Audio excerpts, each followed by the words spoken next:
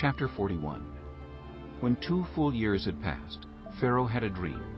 He was standing by the Nile, when out of the river there came up 7 cows, sleek and fat, and they grazed among the reeds. After them 7 other cows, ugly and gaunt, came up out of the Nile, and stood beside those on the riverbank. And the cows that were ugly and gaunt ate up the 7 sleek fat cows. Then Pharaoh woke up.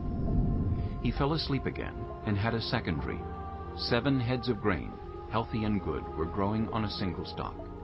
After them 7 other heads of grain sprouted, thin and scorched by the east wind.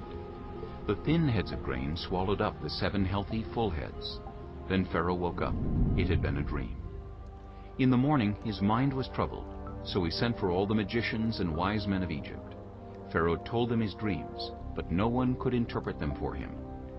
Then the chief cupbearer said to Pharaoh, "Today I am reminded of my shortcomings. Pharaoh was once angry with his servants, and he imprisoned me and the chief baker in the house of the captain of the guard. Each of us had a dream the same night, and each dream had a meaning of its own. Now a young Hebrew was there with us, a servant of the captain of the guard. We told him our dreams, and he interpreted them for us, giving each man the interpretation of his dream. And things turned out exactly as he interpreted them to us. I was restored to my position, and the other man was impaled." So Pharaoh sent for Joseph, and he was quickly brought from the dungeon. When he had shaved and changed his clothes, he came before Pharaoh. Pharaoh said to Joseph, "I had a dream, and no one can interpret it. But I have heard it said of you, that when you hear a dream, you can interpret it." "I cannot do it," Joseph replied to Pharaoh. "but God will give Pharaoh the answer he desires." Then Pharaoh said to Joseph, "In my dream, I was standing on the bank of the Nile, when out of the river there came up 7 cows, fat and sleek, and they grazed among the reeds. After them 7 other cows came up, scrawny and very ugly and lean. I had never seen such ugly cows in all the land of Egypt. The lean, ugly cows ate up the 7 fat cows that came up first. But even after they ate them, no one could tell that they had done so. They looked just as ugly as before. Then I woke up. In my dream, I saw 7 heads of grain, full and good, growing on a single stalk. After them 7 other heads sprouted, withered and thin, and scorched by the east wind. The thin heads of grain swallowed up the 7 good heads. I told this to the magicians, but none of them could explain it to me." Then Joseph said to Pharaoh, "The dreams of Pharaoh are one and the same. God has revealed to Pharaoh what he is about to do. The 7 good cows are 7 years, and the 7 good heads of grain are 7 years. It is one and the same dream. The 7 lean, ugly cows that came up afterward are 7 years, and so are the 7 worthless heads of grain scorched by the east wind. They are 7 years of famine. It is just as I said to Pharaoh. God has shown Pharaoh what he is about to do. 7 years of great abundance are coming throughout the land of Egypt, but 7 years of famine will follow them. Then all the abundance in Egypt will be forgotten, and the famine will ravage the land. The abundance in the land will not be remembered, because the famine that follows it will be so severe. The reason the dream was given to Pharaoh in 2 forms is that the matter has been firmly decided by God, and God will do it soon. And now let Pharaoh look for a discerning and wise man, and put him in charge of the land of Egypt.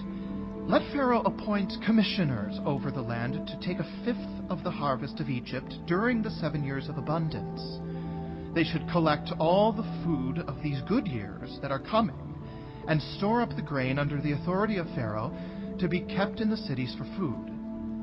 This food should be held in reserve for the country, to be used during the 7 years of famine that will come upon Egypt, so that the country may not be ruined by the famine." The plan seemed good to Pharaoh and to all his officials. So Pharaoh asked them, "Can we find anyone like this man, one in whom is the Spirit of God?" Then Pharaoh said to Joseph, "Since God has made all this known to you, there is no one so discerning and wise as you. You shall be in charge of my palace, and all my people are to submit to your orders. Only with respect to the throne will I be greater than you. So Pharaoh said to Joseph, I hereby put you in charge of the whole land of Egypt. Then Pharaoh took his signet ring from his finger and put it on Joseph's finger. He dressed him in robes of fine linen and put a gold chain around his neck. He had him ride in a chariot as his second in command, and people shouted before him, Make way! Thus he put him in charge of the whole land of Egypt. Then Pharaoh said to Joseph, I am Pharaoh, but without your word, no one will lift hand or foot in all Egypt. Pharaoh gave Joseph the name Zaphanath-Paneah, and gave him Asenath, daughter of Potipherah, priest of On, to be his wife. And Joseph went throughout the land of Egypt. Joseph was 30 years old when he entered the service of Pharaoh, king of Egypt. And Joseph went out from Pharaoh's presence and traveled throughout Egypt. During the 7 years of abundance, the land produced plentifully. Joseph collected all the food produced in those 7 years of abundance in Egypt and stored it in the cities. In each city he put the food grown in the field surrounding it. Joseph stored up huge quantities of grain, like the sand of the sea. It was so much that he stopped keeping records because it was beyond measure. Before the years of famine came, 2 sons were born to Joseph by Asenath, daughter of Potipherah, priest of On. Joseph named his firstborn Manasseh, and said, It is because God has made me forget all my trouble and all my father's household. The second son he named Ephraim, and said, It is because God has made me fruitful in the land of my suffering. The 7 years of abundance in Egypt came to an end, and the 7 years of famine began, just as Joseph had said. There was famine in all the other lands, but in the whole land of Egypt there was food. When all Egypt began to feel the famine, the people cried to Pharaoh for food. Then Pharaoh told all the Egyptians, Go to Joseph, and do what he tells you. When the famine had spread over the whole country, Joseph opened all the storehouses and sold grain to the Egyptians, for the famine was severe throughout Egypt. And all the world came to Egypt to buy grain from Joseph, because the famine was severe everywhere. Chapter 42. When Jacob learned that there was grain in Egypt, he said to his sons, Why do you just keep looking at each other? He continued, I have heard that there is grain in Egypt. Go down there and buy some for us, so that we may live and not die. Then 10 of Joseph's brothers went down to buy grain from Egypt. But Jacob did not send Benjamin, Joseph's brother, with the others, because he was afraid that harm might come to him. So Israel's sons were among those who went to buy grain, for there was famine in the land of Canaan also. Now Joseph was the governor of the land, the person who sold grain to all its people. So when Joseph's brothers arrived, they bowed down to him with their faces to the ground. As soon as Joseph saw his brothers, he recognized them, but he pretended to be a stranger and spoke harshly to them. Where do you come from? He asked. From the land of Canaan, They replied. to buy food. Although Joseph recognized his brothers, they did not recognize him. Then he remembered his dreams about them and said to them, You are spies. You have come to see where our land is unprotected. No, my lord. They answered. Your servants have come to buy food. We are all the sons of one man. Your servants are honest men, not spies. No, He said to them. you have come to see where our land is unprotected. But they replied, Your servants were 12 brothers, the sons of one man, who lives in the land of Canaan. The youngest is now with our father, and one is no more. Joseph said to them, It is just as I told you. You are spies. And this is how you will be tested. As surely as Pharaoh lives, you will not leave this place unless your youngest brother comes here. Send one of your number to get your brother. The rest of you will be kept in prison, so that your words may be tested to see if you are telling the truth. If you are not, then as surely as Pharaoh lives, you are spies.